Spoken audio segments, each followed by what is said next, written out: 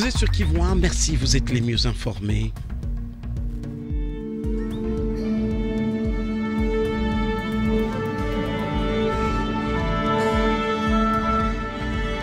Voici Kivu 1, les titres du journal. À la une du journal ce mardi 21 mars 2017, grande révélation au procès des ADF à Béni. Un ADF qui avait participé à l'enlèvement des prêtres de Mbaou le 19 octobre 2012 affirme qu'il l'avait fait en complicité avec le Mwami Sambili Bamukoka de Watalinga. Cet ADF du nom de Boulembo Rajabou a également précisé que l'argent qui finançait leurs opérations macabres leur tombait en bourse des avions. C'est un autre prévenu, le lieutenant-colonel Kumungoma, qui a confirmé que ces avions étaient de la MONUSCO. Toujours à la une, tous les centres d'enrôlement et identification des électeurs de la ville de Goma et du territoire de Nyiragongo ont déjà fermé. Leurs portes ne sont maintenant ouvertes que pour statuer sur les éventuels litiges et régler les contentieux ayant surtout trait à la qualité des requérants.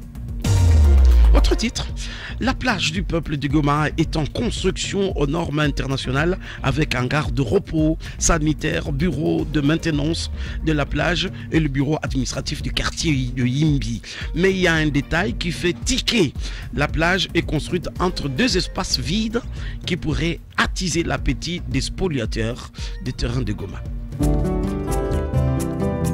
Kivu 1, la radio à regarder.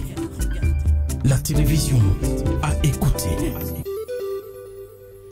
Celui qui présente le 6h05 s'appelle Zanem Netzaïdi. Oui, c'est moi qui vous le dis.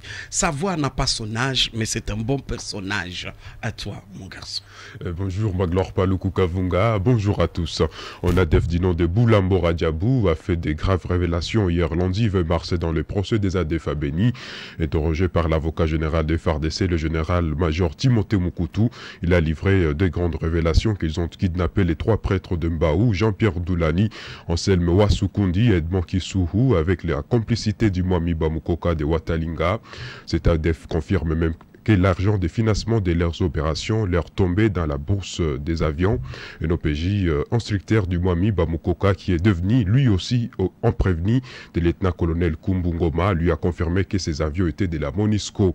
C'est un procès révélateur qui continue malgré sa faible médiatisation. Proposons d'écouter en personne cet ADF interrogé par le général-major Timothée Moukoutou, donner ces quelques révélations sommaires. Propos recueillis par notre permanent Béni, Yassine Kombikadima. Moya tumatona ndokamate wa padiri iko hapa pembeni yangu. Saa mbili Bamukoka. Yeye peke walituma franga kwenda kutuachia kule kupori. Franga alituma kwa nani kwa nini? Kwa helikopteri. Wakati ilishuka wakaivita kwa pori, wakati walivita kwa pori, mama mmoja akailogota, wakati ailogota akaipeleka kwa padiri nini ba Paruasi. Tukapata nani information kusema franga yenyewe ilitumiwa ya kwetu ishafika kwa padiri. Tulifika tunasema tunakia kamata pesa na kuwabeba. Sisi tulifika, wakati tulifika Mbau tuligawa de grupe. Wakati tuligawa de grupe ya kwanza ikaenda kuparuasi ya Katoliki ya Mbau, na deuxième groupe ikaenda kuvanini kubalabala kwenda nini balabala route Mandumbi. Mimi nilikuwa ku groupe ya kunini ya kubalabala Mandumbi. Et quel était votre rôle? Si kazi ya kwetu sisi tulikuwa na chunga wenyewe wale na kuparuasi wakisha beba wapadiri na kisha wanatuambia wanatuita na sisi tunakuya tunarudia. Les centres d'enrôlement et inscription de la ville de Goma resteront encore ouverts pendant 14 jours, pas pour enrôler des nouveaux électeurs, mais pour régler des contentieux du genre enrôlement des étrangers ou des personnes indésirables. Raphaël Akilimali, secrétaire exécutif provincial de la CENI, a même précisé que l'enrôlement se poursuit dans d'autres territoires de la province et à Goma, les erreurs sur carte se réparent dans le 7 jours à partir du jour de l'enrôlement. Par ailleurs, le Nord Kivu a déjà enrôlé 96% des électeurs entendus. Il est ici en conversation au téléphone avec Fidel Kitsatou Kinaloa. Les centres qui ont pratiquement fermé à Goma et à Nyiragongo. Et cette fermeture, c'est par rapport à l'enrôlement. Les centres continuent à ouvrir ses portes pour attendre les différents contentieux pendant 14 jours. Donc, en ce qui concerne la fermeture des centres sur l'ensemble de la province, tel ne pourra pas être le cas, étant donné que chaque centre à sa date d'ouverture. Donc, on continue encore à enrôler, que ce soit à Butembo, à Lubero, à Bénédicte, à Massissi, aussi à Walikale. Le centre d'enrôlement continue à enrôler, étant donné que jusque-là, tous les centres n'avaient pas ouvert leurs portes à la même date. Donc, chaque centre d'enrôlement est daté du jour où il avait ouvert, il avait délivré sa première carte d'électeur. On compte jusqu'à 90 jours. Donc, on pourra enrôler que ceux-là qui avaient obtenu des jetons le soir de la fermeture. Parlant du pourcentage jusqu'à maintenant, la province du Nord Kivu a déjà enrôlé combien de personnes? En tout cas, tous les centres sont opérationnels à Bel-Lurette. Et les 1002 centres. Oui, en termes de pourcentage, la province du Nord Kivu a déjà enrôlé 96%. La plage du peuple des Goma commence à faire peau neuve. Un hangar pour le repos et admirer le lac en charpente de fer dur y est érigé. Le sanitaire dépôt d'outils de plage également, mais aussi le bureau administratif du quartier Imbi et de la gérance de la dite plage sont placés du côté gauche du hangar. Cependant, un détail fait sursauter quand on arrive à la plage du peuple des Imbi, à part l'espace réservé pour puiser et chlorer l'eau de la population, l'espace côté droit de la plage du peuple forme un couloir ou un espace de servitude de plus de 20 mètres de large, occupé à attiser bien sûr la gloutonnerie des vautours, des espaces vides de Goma. La question principale est de savoir pourquoi cette plage financée par le gouvernement allemand dans ce projet du Fonds pour la consolidation de la paix est plutôt construite au milieu du terrain, laissant ces deux espaces comme pour offrir un cadeau à l'inconnu. Proposons d'écouter ces tableaux sonores de Maglor Paluku.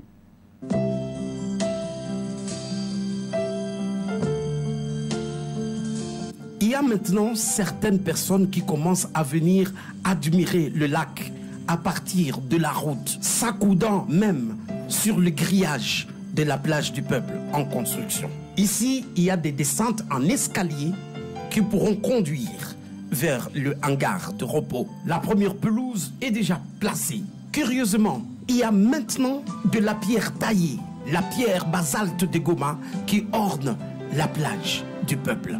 Un devenir fructueux, inimaginable pour la première fois dans notre région. Quand on descend vers le lac, les sanitaires, toilettes hommes, toilettes femmes et le bureau des outils pour nettoyer la plage. Côté gauche, le bureau administratif du quartier Imbi et même le bureau pour garder la plage. On peut admirer maintenant le soleil.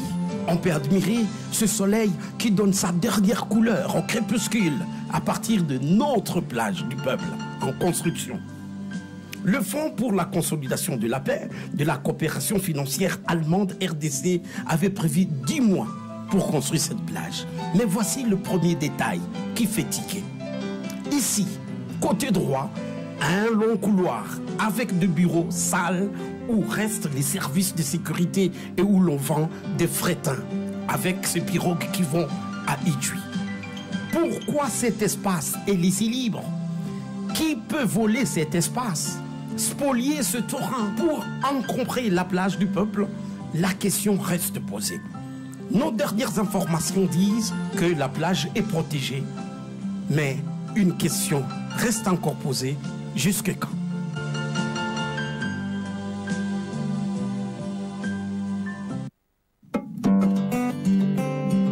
Vivons ensemble. Notre diversité, c'est notre richesse. Nos différences sont nos forces. Soyons seulement tolérants et élégants. Pourquoi nous battre? Notre diversité, c'est notre richesse. Julien Paluku Kahongia, gouverneur du Nord Kivu. Personne n'a choisi de naître dans sa communauté. Vous êtes Hutu, soyez fiers. Vous êtes Nande, soyez fiers. Vous êtes Tutsi, soyez fiers. Vous êtes Chi, soyez fiers. Vous êtes Hunde, Nyanga, Kumu. Chacun qui sente fier de sa communauté. Mais il n'y a pas une communauté plus grande qu'une autre. Nous devons cohabiter tous ensemble. Et je vous dis, il n'y a pas une communauté qui chassera aussi une autre. Ce message vous est offert par l'Union nationale de la presse du Congo, section du Nord Kivu, l'UNPC pour la liberté d'expression, la cohabitation pacifique et la paix.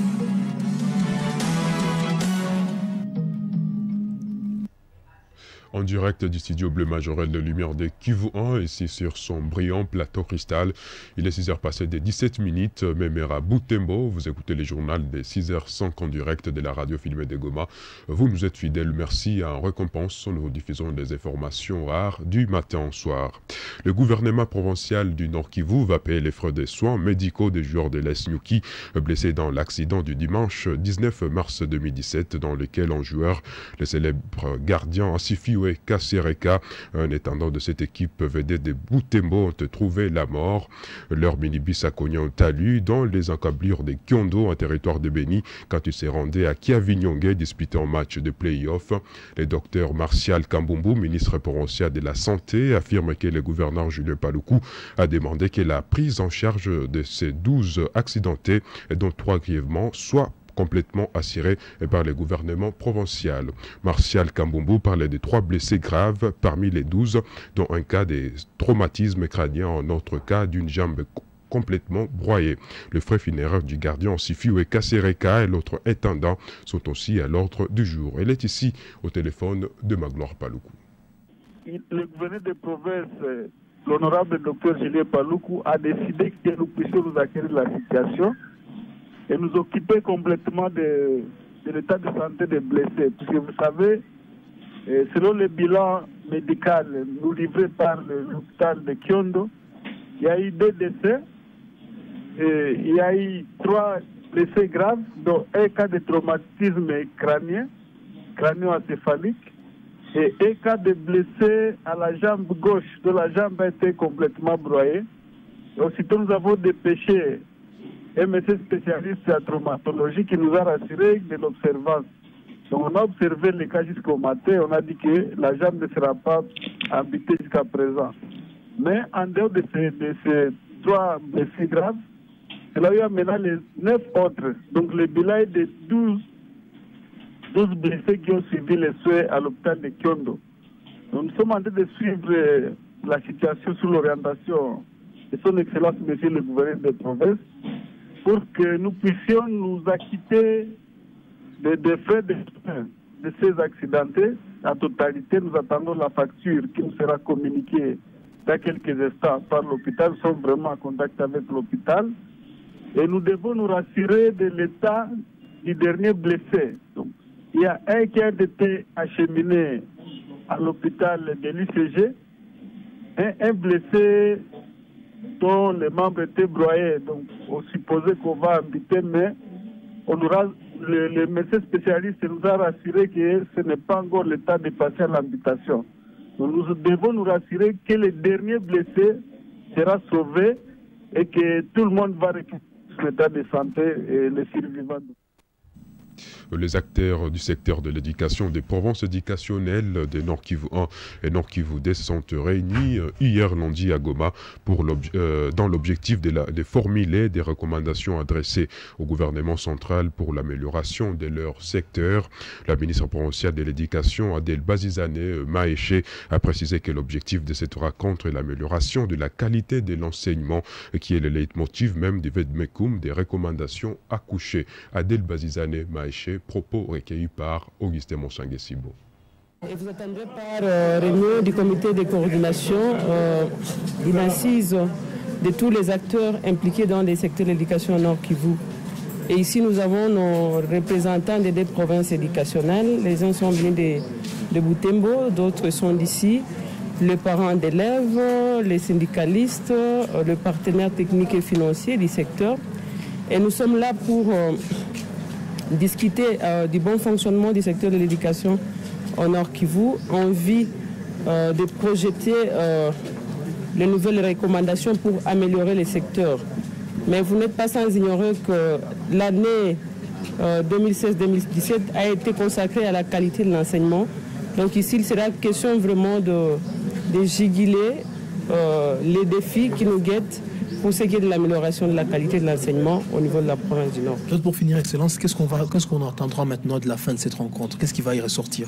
À la fin de cette rencontre, il y aura des recommandations qui seront formulées au niveau du gouvernement central, au niveau du gouvernement provincial, mais aussi au niveau des partenaires. On doit projeter les perspectives pour améliorer l'enseignement.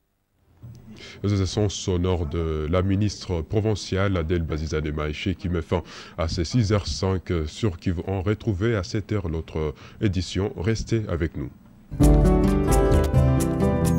Kivu 1, la radio à regarder, la télévision à écouter.